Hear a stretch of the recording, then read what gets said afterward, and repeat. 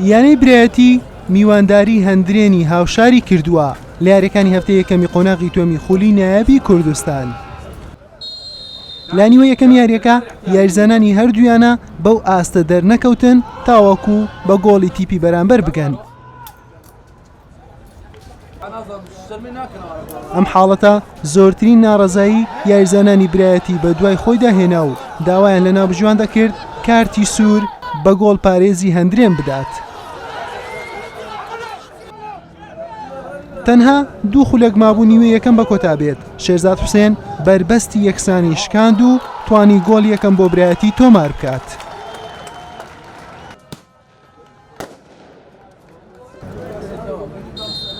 تەنها شەش خولەک بەسەر دەستپێکی نیوەی دووەم تێپەڕی. شوان مەجید توانی بەلێدانی سەر ئەنجامەکە یەکسان بکاتەوە بۆ هەندرێن.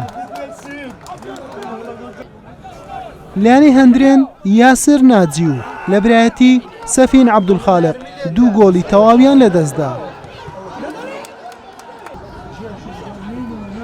لە خولەکی 61 بیلال ساڵح تۆپێکی ئاراستەی گۆڵی هەندرێن کرد. شوان مەجیدیش تۆپەکەی دوور خستەوە، بەڵام یاردەدەری ناوبژوان ئاماژەی بۆ گۆڵێکی دروست کرد و برایەتی بە گۆڵی دووەم پێشکەوت.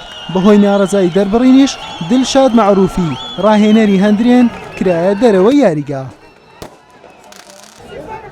یاریەکە بەم ئەنجامەمایەوە و برایەتی دوای 7 یاری لە شکست و یەکسانی یەکەم سەرکەوتنی بەدەستهێنا.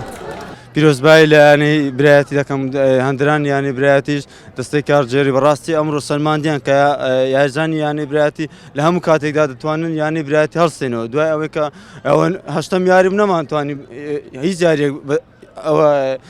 یارێک ببینەوە. ئەمڕۆ لەخوای بەزیادی یاریزانەکانمان ئاستاکی باشان پێشکەش کرد و دەستخۆشان دەکەم و پیرۆزبای لە برایەتی و هەندران دەکەم.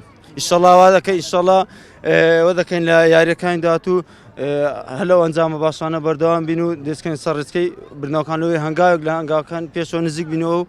یانەی برایەتی بەم سەرکەوتنە کۆی خاڵەکانی بۆ 19 خاڵ بەرز کردەوە و دوو خانە هاتە پێش و لە پلەی شەشەم جێگیر بوو. هەندرێنیش دوای دوو سەرکەوتن تامی شکستێکی تری چەشت و بە 15 خاڵ لە پلەی نوێمی ڕیزبەندی دێت.